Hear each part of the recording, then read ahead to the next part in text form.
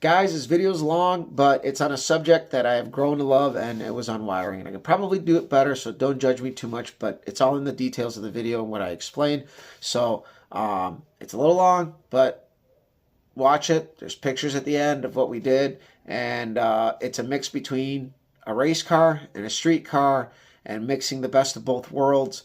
And it's a little hard to work when you actually have some really hardcore race parts in the car, and you have to have hardcore street stuff in the car as well. And that all comes from the fact that, one, it is a street car, and two, we're doing sick week with it, and we have to pass tech. So this car is going to have working wipers. It's got to have everything. So well, I think the wipers are optional on sick week, but we want the wipers. So enjoy. All right, we're on a roll here. Things keep happening. Of course, I'm in the basement. Either the furnace goes off, the dryer goes off, something goes off. It's late. It's Sunday. I've had a long weekend. Let me tell you about it. So, as some of you guys know, my friend Tim, you guys have probably seen the Blue Mustang and a lot of the racing videos.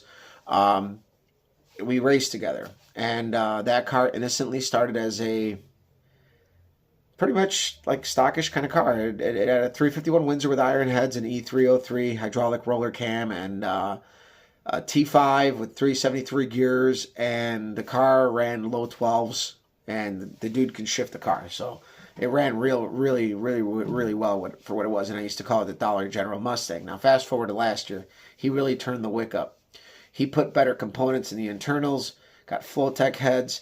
We assembled the engine in my basement, and then he got a 4R70W automatic electronic transmission, and we built that in my basement.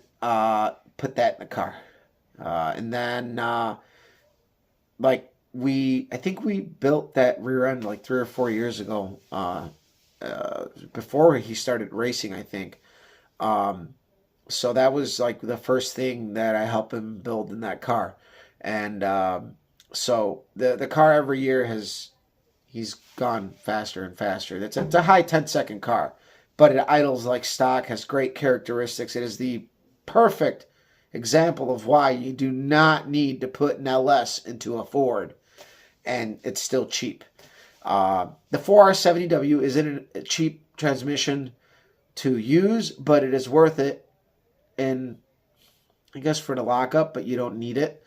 You could definitely use a different transmission. But either way, that's probably the most expensive part of the build, is that transmission. There's a lot of money in it. And we built that. So between the converter, the controllers, there's quite a bit of money in there. And, the hard parts, and we did all the work. So it works very well. So anyway, my weekend started early on Saturday. Went over there. It's about a 40-minute drive. Got there like 9 on the dot, and we started just diving in. I went a week prior, to map out what we were going to do, give him a little bit of homework, and then rip out the wiring. And then when I got there this yesterday, we dove right in. I started wiring stuff up. He already had everything mounted on an aluminum panel, so I already had my spools all taped up for where I wanted them to go, and I started checking stuff with my power probe, as far as like lights and stuff like that. We were using a 21 circuit fuse panel from Amazon. It's a GM knockoff. I've installed them twice before. I did LS Swap 57 Bel Air that my boss had as a shop project, that I rewired the entire car front to back, including the LS stuff. We did Dakota Digital Dash on it, all that. And then we also used it on a 69 Plymouth Roadrunner it's a shop project. So I have plenty of experience with this fuse panel, and I like it. So I told him, go buy this and we'll rewire your car. And the whole thing started because he got a fiberglass dash from GlassTech, which I highly recommend. They make great parts. But I told him, if you're going to rip that off, why don't we just rewire the whole car, put all new wires in it, and go ahead and get rid of all the redundancy in the car. So we did. And between him and I, it was 24 solid hours of work to rewire the car.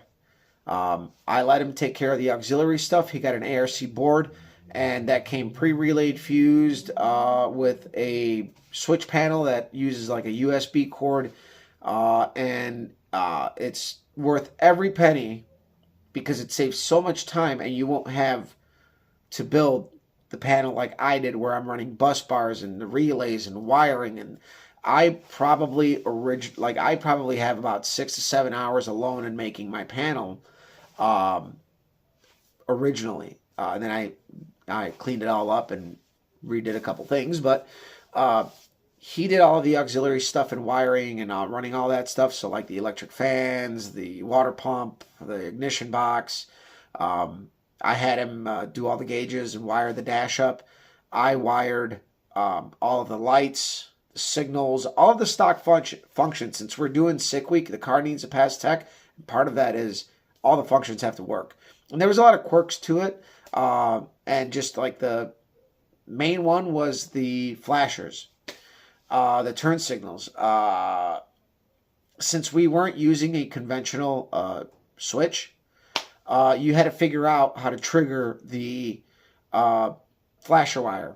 That was actually a lot simpler than expected, so no big deal. And again, I bench tested the circuit board or the fuse panel prior, but actually installed, it reacts differently once you put power to all of the circuits through the main, and things change a little bit. So that was one of those situations where it went from needing to use a Y jumper to no, we actually did it backwards, and you needed to split the signal wires and isolate the flasher wires. So basic enough, no big deal. And then the other problem we had was the brake switch circuit.